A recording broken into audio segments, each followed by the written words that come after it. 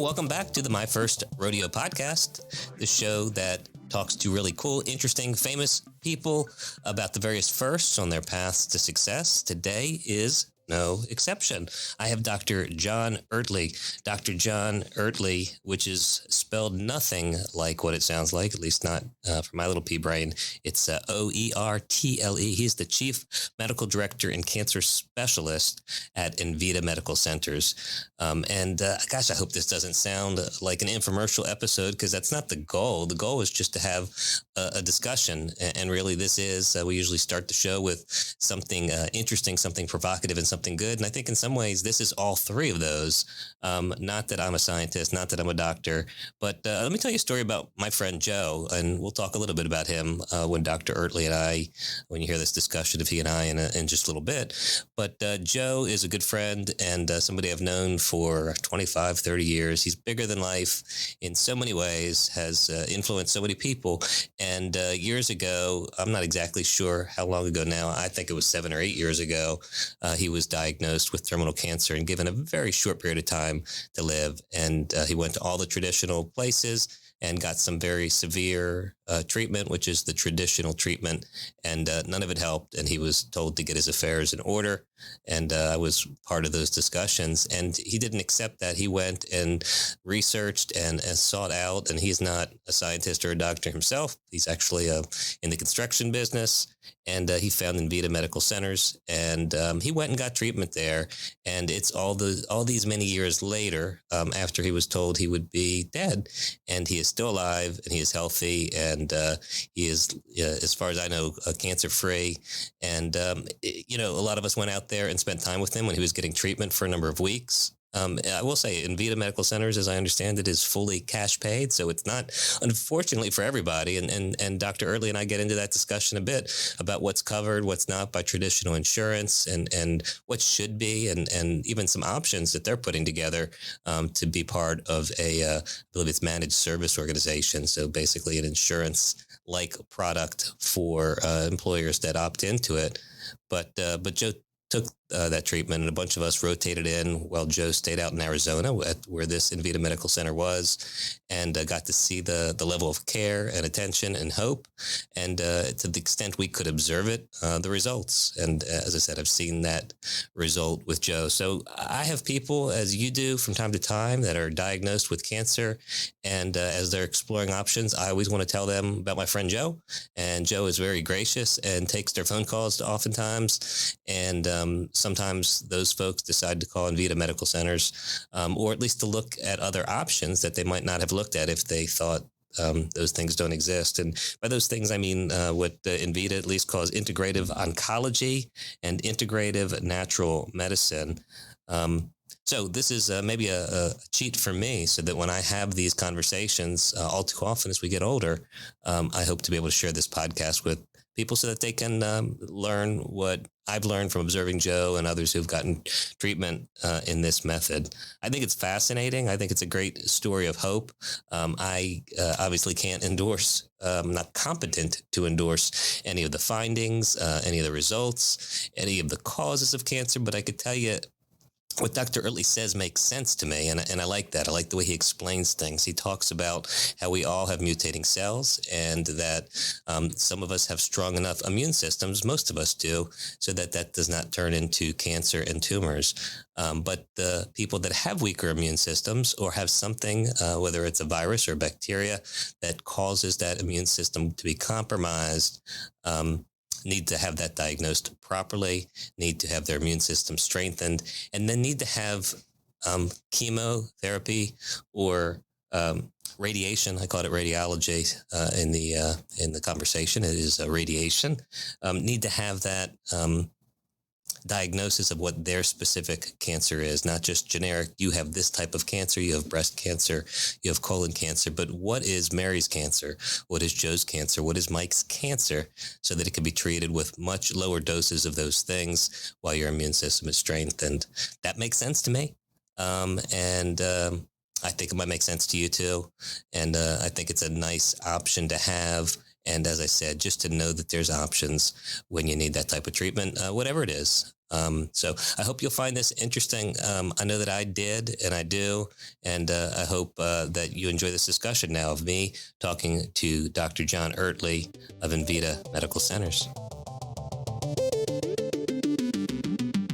Welcome to the My First Rodeo podcast. Pleasure to be here. Glad to have you. And I have I would say somewhat selfish motive for wanting to have you here because you and I have, probably several patients of yours or of Envita's I know of, but one in particular, a friend of mine named Joe, who just bigger than life person and such a great influence in all of his friends' lives, and in particular the walk that he's taken with his diagnoses, and then also his traditional treatments and ultimately his treatments through Envita. And so when it happens from time to time that I have friends, and as I get older, more and more friends who are suffering from cancer or other conditions, I automatically tell them about Joe's story, and Joe is kind enough to share it and then oftentimes connect folks with Envita Medical Clinic or Medical Centers rather. And it takes a long time to do that. And I'm hopeful that this podcast will provide one-stop shopping for anybody I want to tell about I'll call it non-traditional medicine and successes and anecdotes and stories that, at least in my own feeble way, I'm not a doctor, I'm not a scientist, I have not had cancer myself, but I do try to tell people about what you do, not because I'm an ambassador of your business or any other reason, just because I love to give people hope, and I love to tell them about options that are there, and if it's a good fit for them, and many it has been, it's a blessing. So with that caveat, there's so many different things to set the table, and again, I'm going to do this feebly, so give me some indulgence. But as I understand it, Envita got started. Its first rodeo was about giving patients an option to the traditional medical establishment. So talk about that first rodeo, how things got started, and to some extent what it's evolved to become. Yeah, thank you. So our first rodeo actually started about 25 years ago out here in Scottsdale, Arizona, when Dr. Dino Prado had the inspiration to be able to open up Envita Medical Centers. I came on board with him a little over 10 years ago now, and things have just continued to grow and blossom. But Envita Medical Center, it really, again, the mission, Envita means in life. Everything is about fighting for extending and improving the quality of human life. And we are, unashamedly focused on outcomes. So we have been a cash pay center of excellence practice where 80% of our patients fly in from across the country, out of the state.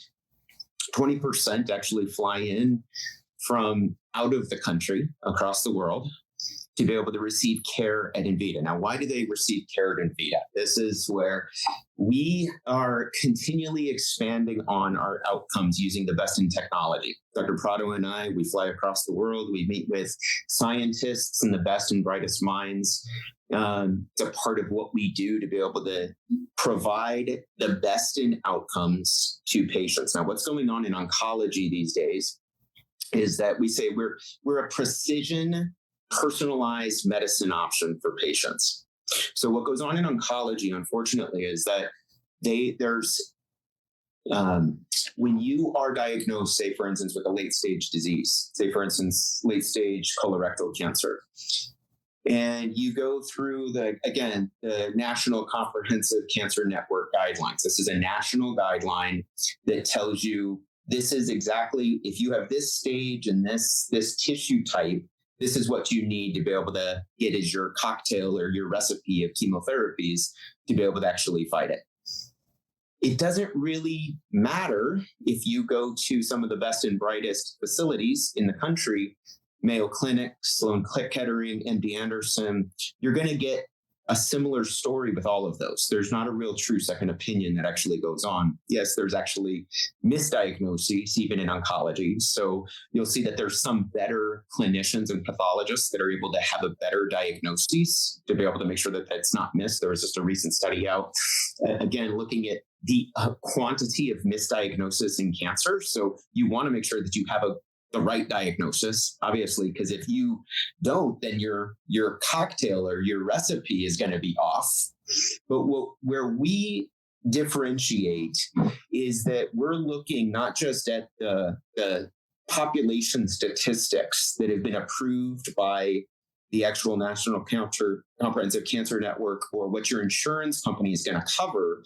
What we do is we run a string of advanced testing to be able to look at the patient's specific biomarkers. And there's thousands of biomarkers that we run to look at what is the actual cocktail of medications, off-label use medications, chemotherapies, immunotherapies, to be able to provide all options on the table for patients and say, what are those therapies that are actually showing to have an effect for you as an individual? And so every treatment plan is based upon, obviously, our algorithms, our technology, but all of it is based upon you as an individual, not what your neighbor got or a colon cancer. Because what we find is more as we look and investigate in the technology advances within oncology, is that every cancer patient's tumor is unique to them. It's not the same as every patient. You have two people with colorectal cancer. The colorectal cancer is very different. Oh, I'm getting balloons here. I like that.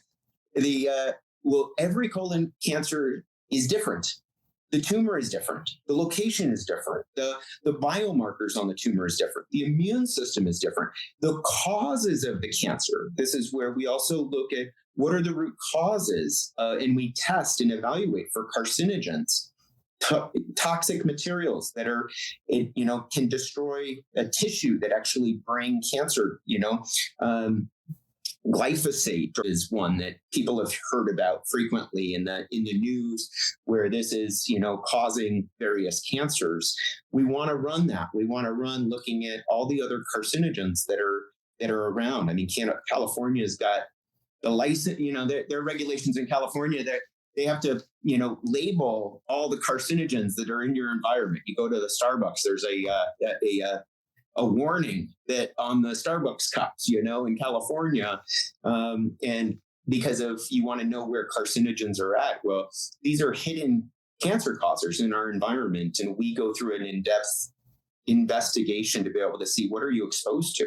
If you live on a golf course, you're exposed to herbicides and pesticides. Not many people know that female golfers have a higher incidence of breast cancer because of, again, being on the golf course, being exposed to herbicides and pesticides in higher quantities. And we see this in their actual blood work, that they have higher levels of the herbicides and pesticides that are cancer causing, and that, again, are leading to more of the actual production in breast cancers. So if you know that, now you can actually develop a system where you can remove it, clear it, and at the same time develop a treatment plan to be able to focus on the chemotherapies that are effective and the immunotherapies and the other off-label use drugs and medications that have an effect against these thousands of biomarkers, to develop a plan that's specific to the actual patient. Yeah. So gosh, you set the table. Let's talk about a handful of these things. So, anybody who's ever gone through cancer treatment, particularly of the traditional variety, or been with someone, sat with someone as they have, knows that it's brutal. And it's killing things. It's killing cancer, hopefully, but it's also devastating to the body. As I understand, having walked through the experience to some extent with my friend Joe, after he had gone through the traditional treatments, and he found Envita, what he learned was that a lot of the cancer treatments that were utilized for him were not the right size, for lack of a better word. They were off the right things that were not helping him. They were certainly devastating and destructive of his body tissue and other aspects, but they weren't helping him in any meaningful way. And his immune system, which isn't surprising, I guess, was very weak. And that obviously is a leading indicator, right? You're getting cancer, your cells are mutating to become cancer because something's wrong. And what impressed me, again, at a very 10,000 foot level, not at a scientific level, about the approach that he experienced with you all is the first thing you did was you made his body healthier. And even went back one step further and said, why is your body unhealthy? As I recall with him, and it seems to be the case with a lot of your patients. I want to explore that. There was Lyme disease as a root cause, undiagnosed virus within the body. So first thing, before you even start treating, and at the same time, you're testing and doing sub-testing to determine what is his particular flavor of cancer. You're healing the body so that when you do give some degree of this devastating treatment, whether it's chemotherapy or radiology, his body is strong and can survive it. And that's sort of the approach that you all take, right? Mike, I mean, that's exactly right. So it's a great lead in. When we actually evaluated our data, this was in 2020 when we actually looked at how many patients did we see that were on the wrong chemotherapy. 90% of the patients that we saw were on the wrong chemotherapy, meaning the chemotherapy selection that were being given or that the patients had received with the data that we were showing. It's the data that we run on the tumors, on the circulating tumor cells, on the DNA. 90% of those patients were on the wrong chemotherapy, meaning that the chemotherapy was already resistant to the cancer. So it's what you're saying is that it's already creating damage to it. It creates the side effects. It's not killing cancer. The cancer's already been resistant to it. And it is still at the same time, even though it's resistant to the cancer, it is creating all the side effects. It's creating a difficulty to be able to, it's the GI, if it's hitting the gut where you can't absorb nutrients effectively. It's hitting the bone marrow where you're producing white blood cells and your immune system strength is at. It's hitting the brain where you have chemo brain so frequently and oftentimes. And it's hitting all of these side effects. And it's not doing anything or very limited to actually killing the cancer. And this is where if you are an individual, we want to go with the chemotherapies. If you're going to go through chemotherapy, we want to be able to go through the chemo that's going to be effective. Now, there's a whole level of other dynamic that is important because you want to get it directly to the tumor. I always say this is that even when you do high dose chemotherapy, come here with me as far as this thought. High-dose chemotherapy, when you do high-dose chemotherapy in an IV, how much of that chemotherapy, and so saying that it is effective, gets directly to the tumor? Actual studies say about 5 to 7%. That's all. The rest of it goes elsewhere within the body. And so this is where, for us, it's really important to be able to actually even run, to be able to see how well does your body clear chemotherapy, because there's certain individual genetics that make it slower to metabolize. It's like being somebody it's a quick metaboler of anesthesia medication and they wake up in the middle of the surgery. Again, not everybody's the same. Everybody has different ways and rates where they clear out medication.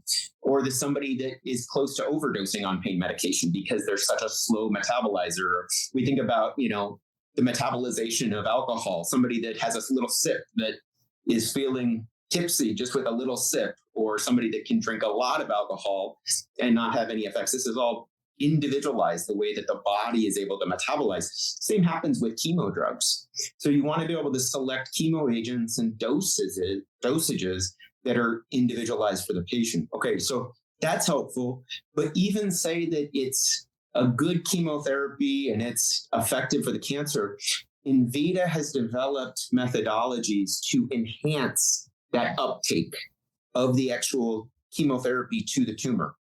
We use various other medications to be able to make it more effective. So this is where we actually can turn, this is the data that we have, is that we can actually turn somebody that's actually has some resistance and it's not actually doing the work that it needs to, and it's not getting into that tumor. But when you actually increase the uptake of it and pair it with other combinations, it can turn something to be able to increase the uptake and to be able to actually make it sensitive again. So this is where we do there with an IV, but then we also have therapies where we actually can go directly to the tumor through interventional radiology. We use this with, a catheter the size of your hair to be able to go in through the vasculature, in through the veins and arteries directly to where the tumor is at and deploy those medications that are genetically targeted for the patient. And it actually gets 95 to 100% bioavailability into that tumor. So you increase that ability of the chemo and the immunotherapies and the other targets to get to the tumor, which is, again, it's not being done in these other settings because we're just thinking, I think, on the surface level in oncology. And we say, I don't want to just be on surface. I want to get the very best care that's possible because patients are coming from out of state and across the country to be able to receive that care. We want to make sure it's actually being delivered effectively. So you're getting more of what needs to be tailored for that particular cancer to where it needs to go, and less devastation and destruction to the tissues that aren't in need of any treatment. So then we're able to lower the dosages to being able to be fractionated doses. So when you actually get more chemotherapy directly to the tumor, we can actually deliver it in smaller doses with better impact, better response rates. So that's one of the reasons that, again, we can do fractionated doses, and we do it in our Envita's methodology of being able to do smaller doses more frequently.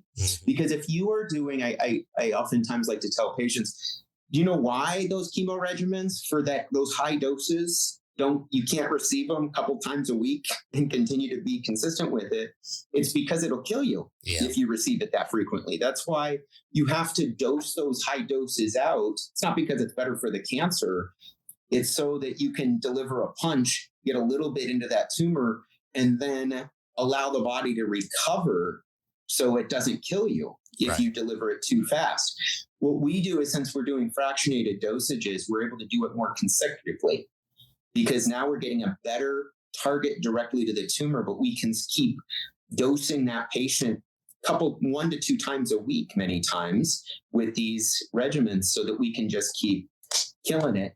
And then I always like to tell my patients, chemo in, chemo out. I love chemo when it's the right chemotherapy and the right drug targets to be able to kill cancer. It's very effective at killing cancer when it's the right chemotherapies for them.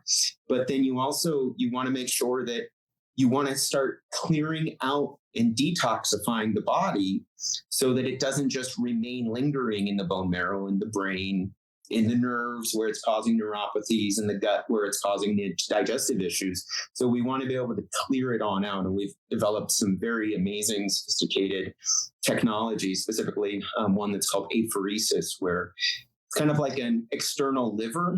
It's kind of like a dialysis for the kidneys. Dialysis is where you actually have a filter when your kidneys are unable to filter because of renal failures. So you actually are filtering out the blood with the things that the kidneys usually filter out.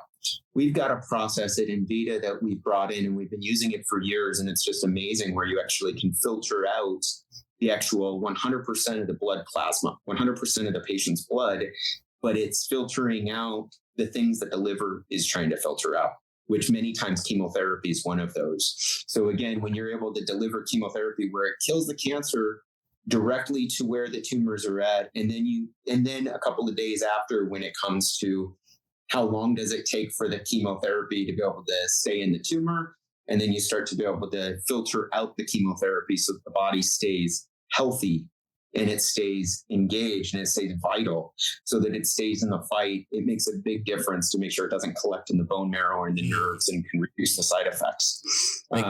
I want to ask you to just define 2 basic things, which maybe are even too basic for this conversation, but it always it fascinates me. You know, obviously one day someone doesn't have cancer, the next day they do, and the day after that they're asked to become an expert on all things involving their health care and to make some really serious decisions. But even basic things like what is radiology and what is chemotherapy? Can you define those for us? So hopefully people that are listening to this and need to help others through it, or one they may need to help themselves through or understand what those moving pieces are? Well, very simply, again, in the kind of the conventional model, you're either going to cut it out with surgery, you're going to either give chemotherapy, which is essentially they're medications that have been shown to kill cancer. That's all chemotherapy is just medications that are approved, that have been shown to be able to kill cancer. And that's administered through an IV generally? It's either oral or through an IV. Okay. Yeah, it's both. Or then when you say radiology, I think you're referring to radiation. I'm sorry, radiation, of course. And so radiology is radiology. To define radiology is taking pictures and images like a CT scan or MRIs and evaluating, again, where it is. So we use, again, advanced radiology, which is great. But specifically radiation is where you use, again, it's you use various radiation isotopes to be able to deliver the radiation directly to the tumors to be able to kill it, right? So there's different radiation techniques. You can do beads that have radiation on them to kill cancers. You can have external machines that, put the radiation directly to where the tumors are at. There's proton beam therapy. There's all these different types of radiation that people utilize. And that's, the key to radiation is that you want it to be, everything in cancer, I always say, is you want it to be targeted. Radiation, you don't want collateral damage of all the destruction of tissue around it.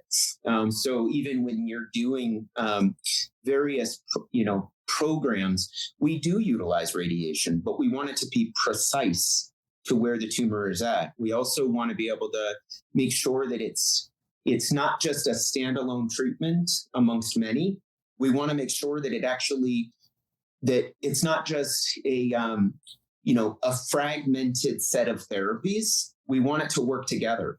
So this is also where radiation can be helpful, a part of processes where it actually helps support the immune system to fight off the cancer.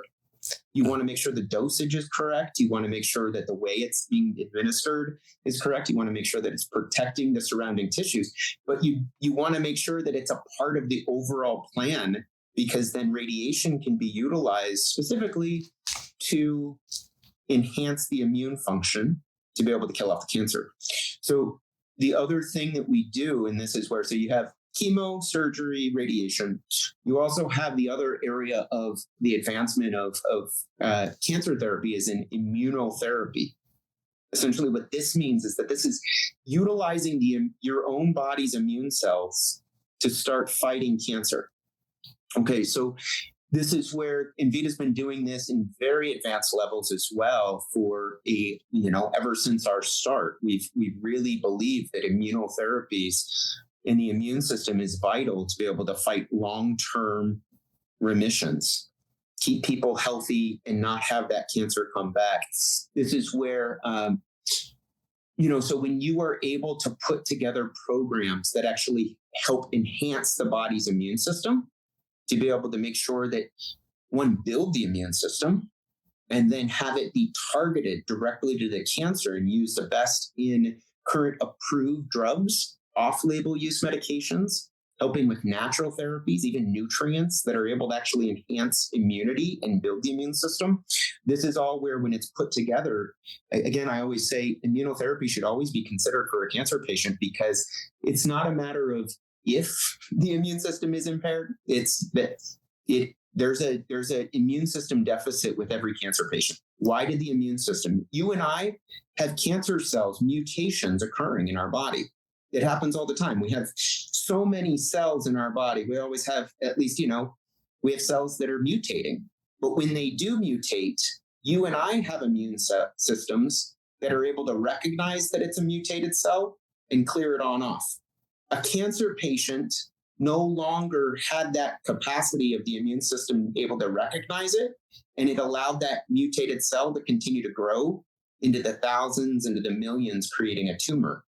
And so you've lost that ability of your immune system to recognize and destroy it. So we're really big on being able to make sure that you get a full immune system evaluation and analysis, and then put together the plans to be able to also help enhance immunity to start targeting that as well. And one of the latent causes of a compromised immune system that Envita has found, and I'm guessing other scientists and doctors as well, is Lyme disease. Am I right on that? Yeah. So thank you for that. Because again, let's go back to that. So you're right. This is very new research. Lyme disease is a bacteria that it actually is it's increasing in epidemic proportions. One, again, it can oftentimes be the immune system is resistant to it, and so it grows in the body. It's usually, again, people think about it as far as you get bit by a tick, and then you have Lyme disease, and it's true. Lyme disease is found in ticks. And so if you do have a tick bite, and then it can transmit through ticks. The problem is that you also see that it's being transmitted through intra-utero. So again, through gestation and through pregnancy, that it can be passed on from mom to baby, can also be passed on sexually transmission as far as this goes. And so you see this continual that you don't even have to be bit by a tick in order to have Lyme. And so, but Lyme, it evades itself from the immune system. It lives within the body and starts to create some pretty difficult and challenging symptoms. Sometimes it's more joint issues or achy joints, fatigue. Sometimes it's related to chronic fatigue syndrome. But the thing is with Lyme is that it is carcinogenic. And so, meaning it causes cancer. The one it's really highly published on is when it causes B-cell lymphomas. So if it stays in the lymph nodes, it'll cause lymph tissue cancer. What we've seen is that it depends. The bacteria has a little tail on it. And so that tail makes it able to be mobile. So it's not just like a little bacterial cell that just stays put where the body it's at, like Staphylococcus aureus. It'll stay where it's at. It's a little sphere. It just stays where it's at in the body, right? If it's on the skin infection, it just stays right there. The flagella tail on this little hairy tail makes it move. And so it's a little motor that allows it to go. So essentially with Lyme, you can have, if Lyme is in the lymph nodes, if Lyme is in the tissue, it can start to create cancer and cancer promotion in that tissue. So what we see is that with our patients, we actually are doing an analysis on that to be able to make sure that if it's there, we will treat Lyme because it suppresses immunity and it actually causes the cells to transfer into cancer and mutate. And so this is common within our patients. It's not just Lyme. There's other cancer-related infections as well that are going misdiagnosed. Lung cancer, many of the times we're running a infection that's called chlamydia pneumoniae. This is not the sexually transmitted disease, chlamydia. It usually causes pneumonias. But again, we've seen this causing lung cancers. We've published on that. It's been well documented that chlamydia pneumoniae causes lung cancer. But it's unfortunate that currently our oncology system in most of these, centers it's further from their investigation. You're never thinking about what's causing the disease, because what's causing it is creating that environment that pushes those cancer genes and causes the promotion of the growth. And if you don't clear that out, that environment is always pro-cancer. It continues to create a pro-cancer environment. So what we do is we're able to actually identify, clear out those causes, whether it's infectious, like Lyme, or whether it's a toxin, like glyphosate, and we start to be able to clear this out, support the immune system, support it with chemotherapies that are targeted at the actual cancer. And now we start to have a true cancer plan. Right. This is where you start to actually have, instead of just a one-size-fits-all approach, you actually have a plan that's able to start responding even when you have, again, you've failed standard of care, or you have all these, failures. We start to be able to still see response. I'll give you, so this is where, I love it. In Joe's case, he was given a diagnosis of, and he'll tell you 3 months to live. He had a very advanced cancer. I won't go into the strong details, but he was given a prognosis of 3 months to live. And by the grace of God and the work of Envita and the technology, we were able to find the actual targets. As you alluded to, Lyme was one of those, but we started supporting immunity and sending him through our processes where, again, he's alive after over 5 years, and he's doing well. Interestingly enough, though, he was originally misdiagnosed. His original tumor type wasn't even the tumor that his advanced advanced oncology centers. When people think of these nationwide oncology centers that are the best in medical care, there was a misdiagnosis. He was originally diagnosed with one cancer. It was actually, he had 2 different types of cancer. Interesting. And so it was evaluated and treated. Yeah, and I wasn't aware of that aspect of it, but I'm certainly aware of everything you said, which is that he was told, and he's one of these people that he's friends with everybody, and has a lot of friends that are in traditional medicine, and I'm sure he shared with you that many of them told him he would be wasting his time and his money. Better to get his affairs in order, and he did not take that advice. And my understanding is that many, if not all of them, who again are friends of his in traditional medicine, say, I can't explain why you're doing better, but you're doing better, and you should keep doing whatever it is you're doing. Well, I just love it because when you start to go, it's funny when our cancer patients that get well after not responding to any of the actual care, they've already been resistant, and then they go back and see their oncologist. They send them to hospice and get your affairs in order. Go, that's not worth it. They come out and then they receive treatment. Then they go back. It's a similar story. The oncologist is usually like, well, I don't know what you did, but you just kind of got lucky. And I love it because it's like, well, no, this was actually a lot of work. It was actually a lot of data. It's a lot of science, and this is where it's reproducible with not just Joe. He's not the only one. You go to Envita.com, you can see our testimonials. We actually, Dr. Prado and I, we're continually reviewing case studies, and you can actually see the images of people who are littered with cancer, and then within a couple of months, it's gone. Right, it's gone. I had a patient. Just to give you an example, right? We had he was a 70-year-old. He's actually one of our case studies that we have up. He's a 70-year-old. This was a couple of months ago. 70-year-old man, though. He was told, and he came down with lung cancer. And he was told by his oncologist, it was literally littered throughout the body. And he was told by his oncologist that he should go home and die because he should go to hospice because it's not worth going through the conventional therapies.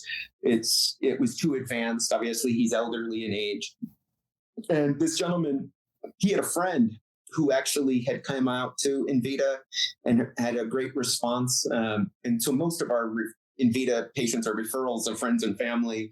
Over 60% of our actual patients that actually come to Envita are from referrals, similar to Joe. I mean, when you have the story, you just keep telling people you want to be able to share it. But he actually had a friend who referred him on out. And so he said, I don't want to die. I'm not ready to die. I want to live. I've got a difficult situation. When we ended up running his actual biometrics, and we actually found some amazing targets for this gentleman. And literally with our methodologies, within 3 months, he was completely cancer-free. There was no evidence of disease on his actual scans. He went on back to that oncologist and had a similar conversation. And this is where data and the knowledge is power. And when you are able to actually run the data and look at what are these biomarker targets, it becomes powerful to be able to give options where no options exist. And that gentleman, again, he's now living his life and is able to actually, he's doing incredibly well now, living his life and enjoying his friends and family. He was able to go and spend Christmas cancer-free with his family, and what a gift and a joy. I always like to say, why is it that this isn't happening everywhere? Right. Like you wonder, I will give this little bit because I think that's a natural question. Like, okay, so you're telling me there's data that can be ran for cancer patients that why isn't this happening at these other cancer centers elsewhere? And I always like to say, okay, so put yourself in the doctor's shoes. Okay, there is technology that exists where you can run other options to be able to see, we go, Dino and I, Dr. Prado and I, we literally, scour the world to be able to bring in the right testing, the right diagnostics. But it still even exists here in the United States. Like one of the labs we use is actually from he was actually one of the founders of Groupon, where he actually, as part of one of his just passion projects, started this amazing laboratory where he, is running this in the United States, and a lot of data and technology that actually you can evaluate with a cancer patient. It's just one of many tests that we run. But again, it's available. I always like to say, though, put your hat on as an oncologist. If the National Comprehensive Cancer Network, which is this is what you follow. This is what the hospital tells you that you have to do. This is what you're going to get paid for by an insurance company. This is what you have to do in order to be able to, if you have a stage 4 colon cancer patient, that this is the program. And if you have, this is what you're going to get paid for. This is how you're going to actually, you don't want to get in trouble with your hospital administrators. You don't want to be able to get in trouble with your board. Stay in your lane. And if that, would you want as an oncologist to run a test that may tell you that those drugs are there's some that aren't effective, and that there's better drugs that are not on label that are still chemotherapy? Say, for instance, like chemotherapy that's been approved for lung cancer, but it's not for colorectal cancer. You can't use it as an oncologist. You're not going to get paid for it as an oncologist. So are you going to run a test to maybe give you conflicting data? Many oncologists are unwilling to, because it creates a burden to be able to communicate that for a patient. And Dr. Prado and I, we say, again, we want to make sure outcomes are primary. And right. So I want more data to make an informed decision.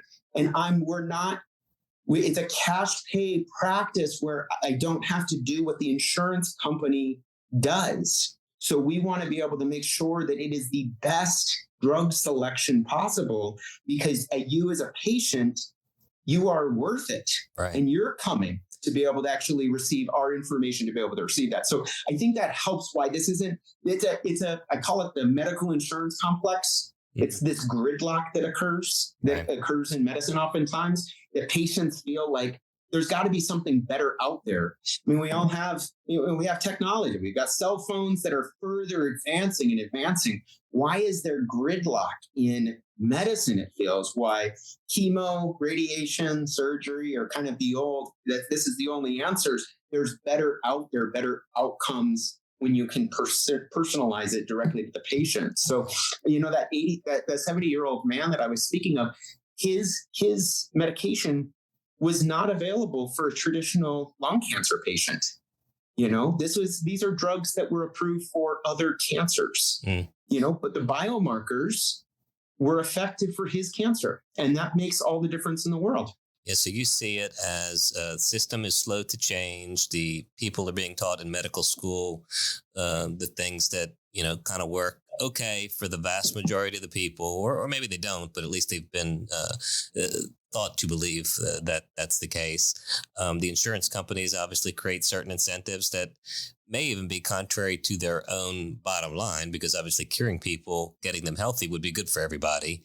But the system is slow to change. You obviously, you, and when I say you, I mean Envita Medical Centers, have had plenty of, critics, and it's been difficult to navigate what you navigate, not just finding patients that are able and willing and want to pay for services, but you've got critics out there that don't believe in what you're doing. Talk about some of that and respond to some of that criticism. Great. Well, I welcome anybody to come to Envita Medical Center. I would gladly give tours of our campuses, be able to sit down, look at our actual data, come and actually hear from patients. Because again, I mean, the results speak for themselves, right? Sure. I'm a believer that I don't want to be living inside the box. I want to be able to break down the box, because again, when it comes to paradigms, Again, I love this, My First Rodeo, right? It's like, okay, we're breaking paradigms. We're not living in the box. I want to create something different, better, move the ball forward and do it with, again, just the best of what's out there. I think this is where when you move forward, you're able to say, again, yeah, people, I welcome people to come on out, learn what we do. Get onto our website, come and look at the actual, Dr. Prado and I, we have our case studies. We're continually updating those. Look at that data. You can't argue when it comes to patient stories, patient testimonials. You can't argue with, I've had people saying, well, those patient testimonials are fake. I'm like, no, they're real people. Right. These are real people. These are not paid actors. This is real people. I love when we actually show the befores and after of actual PET scans and CT scans and imaging to be able to actually show all this tumor burden. And then yet right next to it is just, they're clear. And these are patients that have gone everywhere and tried everything and they failed the chemotherapy and they've still responded. Now, is this everybody? Are we batting 1,000? No, obviously, this is still cancer. This is still difficult. I don't want to get your hopes up that, again, somehow we are batting 1,000 and that there's miracles. But again, let the data guide. And when the data is guiding, and then we put together the actual algorithm and the program, and there's a lot of work on the patient side to be able to stay compliant, stay actively involved. This becomes, they still have to focus on the diet. They can't keep going and eating what they're eating. You Right. can't keep going on your McDonald's diet, or whatever diet's going to be. You got to follow the program, and there's buy-in from a patient to be able to make sure that they're following a plan. And it's hard, it's challenging. We motivate and encourage to be able to stay on top of things. But when you do, you see some, again, Joe's a good example, miracle stories. So grateful. I always say, if it's even one patient, I love the fact that, again, even with one patient, we've changed their life.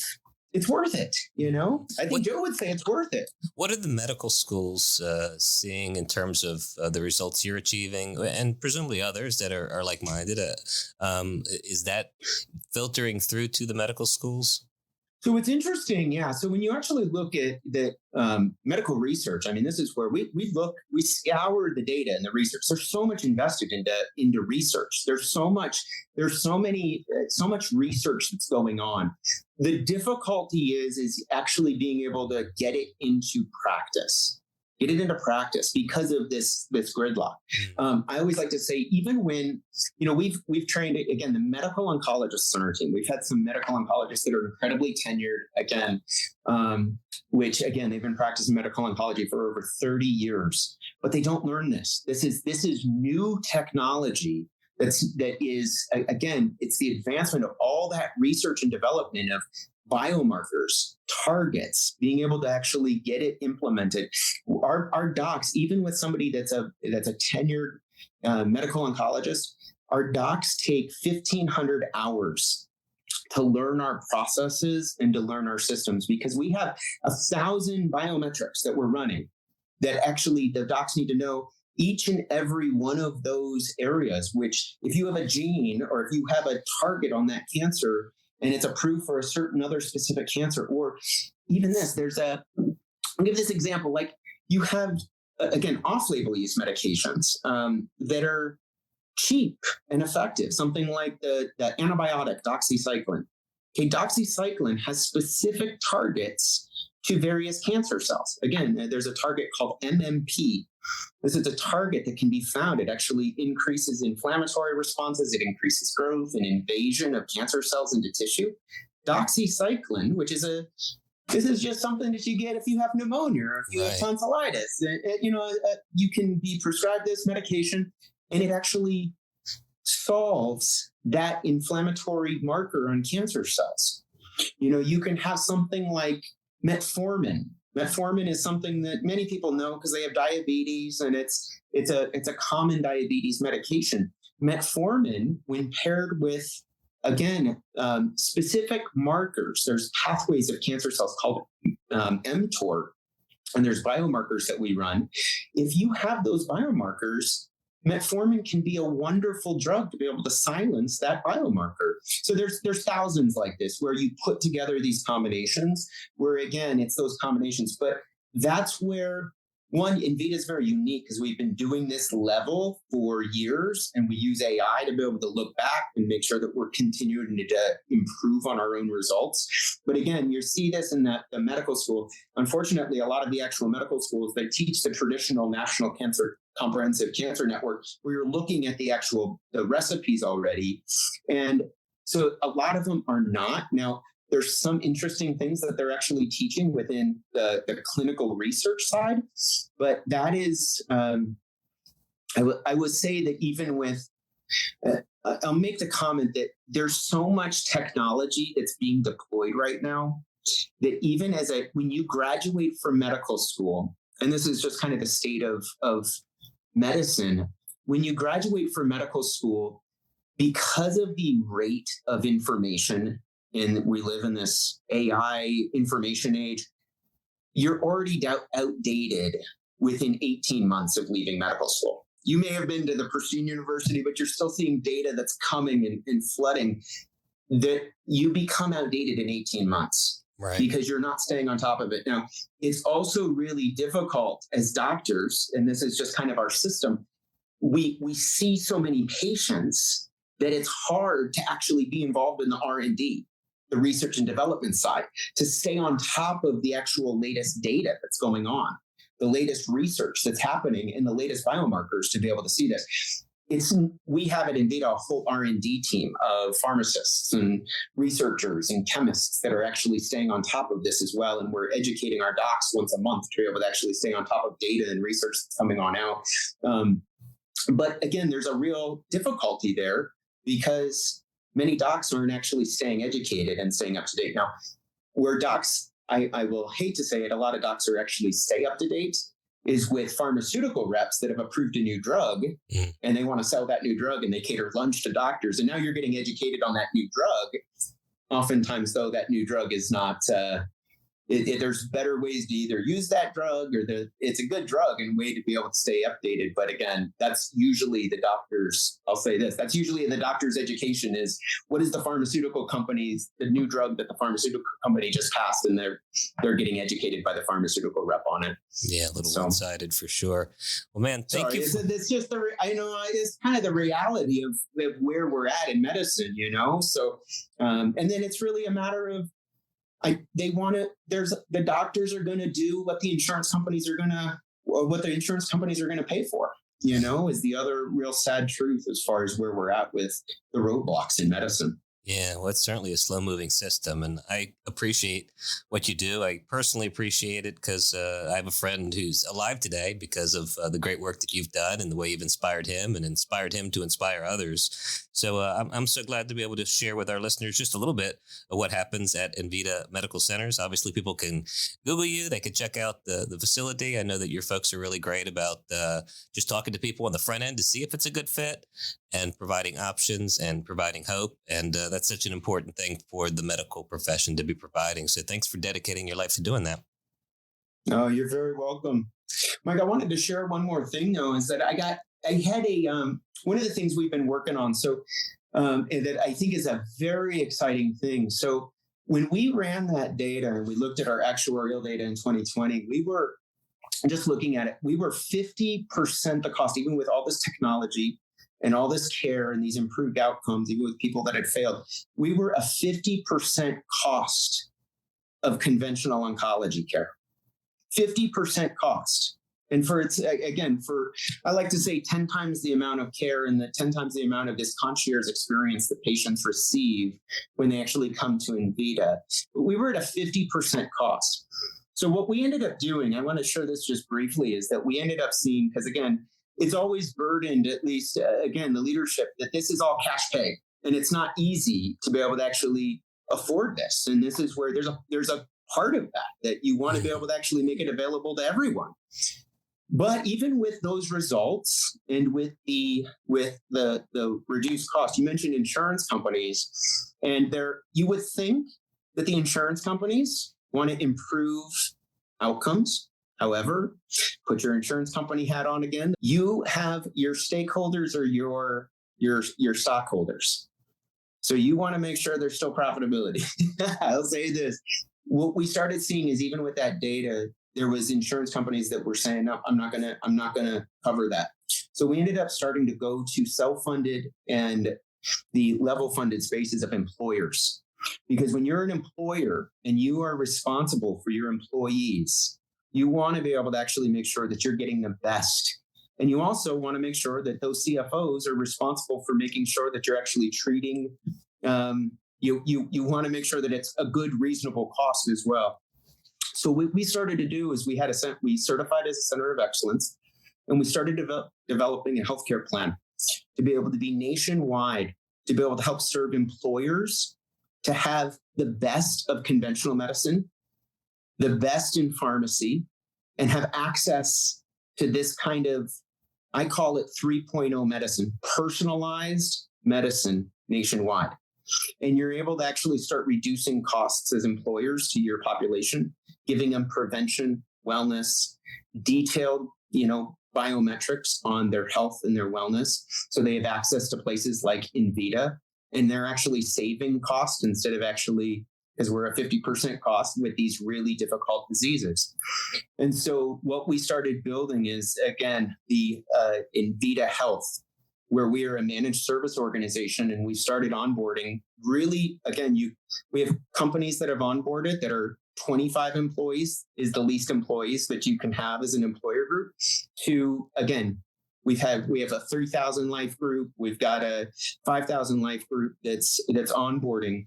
This is where we have really large groups, and we've been able to actually help support these employers, because what we've started noticing in the industry as well is that employers are facing this exaggerated cost of premiums, 20 to 30% premium rises for their insurance. And it's not actually treating people with the kind of technology that you can actually beat diseases with.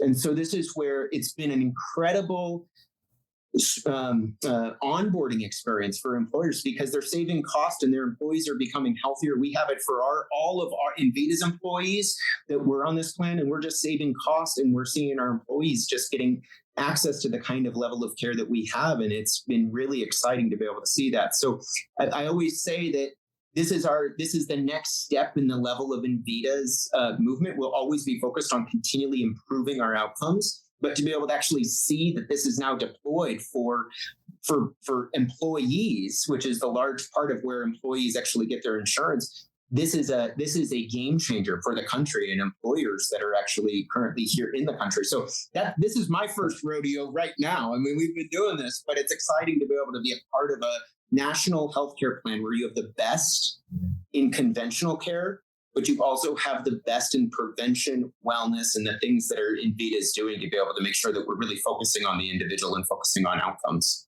Definitely interesting, and definitely worth learning more about. I know people will go to your website and learn more and call with questions. Again, thanks for joining us on the My First Rodeo podcast. Well, that was Dr. John Oertle with Envita Medical Centers, and I hope you enjoyed that. Obviously, I'm not a doctor. I'm not a scientist. I have gotten to know several patients there, including Joe, who we talked about extensively. I've seen the results with him. Can I time the specific things that were done there? No, I can't. But I could tell you he was given a very short period of time to live, and he is alive and healthy and still doing great things and raising kids and doing all the things that if he had followed the initial diagnosis, and if it had been true, and he had not gotten this more innovative treatment, I think it's fair to call it innovative treatment, he would not have those things being true. He would not be here. So I think it's worth knowing what options are. I think hope is a really powerful thing when you get a serious diagnosis. So it's nice to have options. It's nice to know what's out there, and it's nice to learn more. It's nice to understand what the criticisms and pushback is. I'm not prepared to say what the solution is to what he was describing as gridlock at the insurance and the education and the treatment and implementation and research levels. But there certainly is that dynamic, and medicine is something that's so important. Healthcare is so important, and it's something that changes really slow and causes a lot of frustrations. I do think we'll look back at some of the treatments that we've done and even still are doing, and it'll seem very, very arcane. It'll be arcane because there are innovations, there are ways to live longer, there are ways to be healthier, and to not use some of the traditional, even draconian methods. So I hope you'll check it out if it's something that you need to for a loved one or for yourself, because we're all getting older. We all know people that are getting older, and even younger people are afflicted with these conditions. And it really is this dynamic where you have to go from 0 to 1,000 in knowledge. You have to go from knowing nothing about cancer and know a lot about it really, really quickly.